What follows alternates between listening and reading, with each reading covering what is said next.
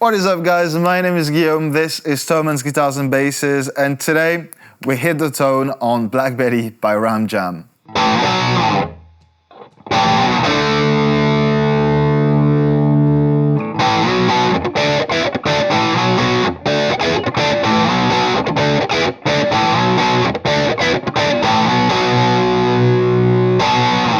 Hello everyone, I hope you're doing fantastic today. In this series, I'm taking your favorite songs and trying to show you how to get the playing and the sounding right on them. So don't forget to let me know in the comment section which song you'd like me to cover next, and I'll get to it as soon as I can.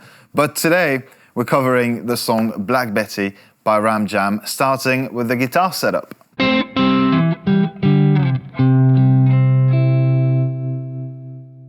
Now, this song's been recommended, I mean, you guys have asked for it quite a few times in the comments, and at first I was like, is that a joke? Do they really want me to do that song? Because I think I always heard that song kind of as a joke, and I never really paid attention to it, but it's such a great guitar sound, and I'm super glad that I actually got to dive into it a little bit. Obviously, this is the Les Paul into a Marshall kind of setup, kind of sound, and so this is the guitar. It had to be that guitar. This is our studio Gibson.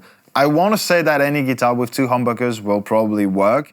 That being said, this is a very chunky, honky kind of mid-range, and you need to get the right pieces for that kind of puzzle. So I'd say, yeah, Epiphone, Gibson, any kind of single cut type guitar with two humbuckers will probably work, or at least get you close enough to play the song. But the trick is, I'm going to be in the in-between position. I'm going to be playing the bridge and the neck pickup at the same time, everything full on. And with that said, let's have a look at our amp and pedal setup.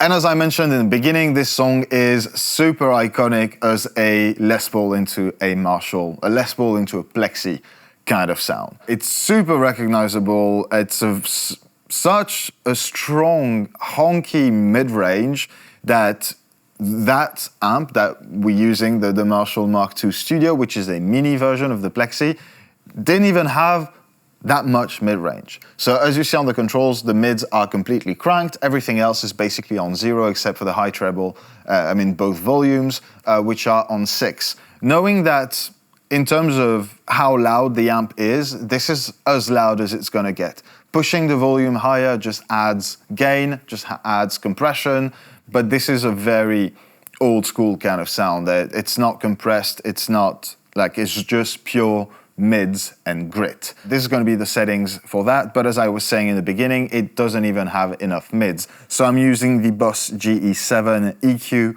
pedal. What I'm doing is cutting a lot of the low end, which in our particular case, I think is coming from both the guitar and maybe the cab, which is V30 speakers, kind of a more, curved response as well. Might be that, might be the amp in itself and the components. I can't really explain why, but it did need to be cut quite heavily from 100 and 200, and then we boosted 400 and 800 hertz quite heavily. Without the EQ pedal, that's how the amp sounds.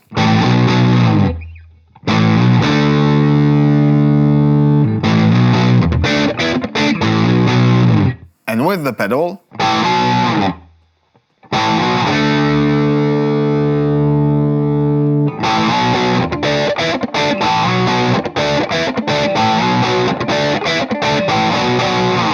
it is super hard to get real close to those vintage kind of guitar sounds because they have so much character and they rely so much on small parts of both the guitar and the amp. It was a direct signal. The less you have in your signal chain, the more everything matters. But I think the EQ pedal trick kind of works for that one, so I'm happy with that. I'm going to keep that sound, and we're going to go on to the final part of that video, which as usual is the most important, and is how to play the riff.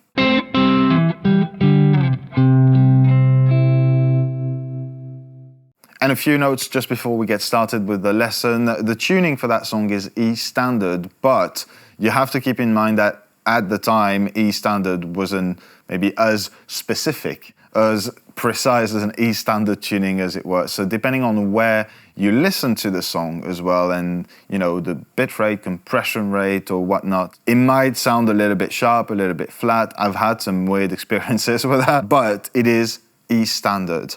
And although the tabs will be on the screen during the lesson, you'll also find them in the link in the description box below if you want to spend some more time working on the riff. But with that said, let's have a look at how to play it exactly.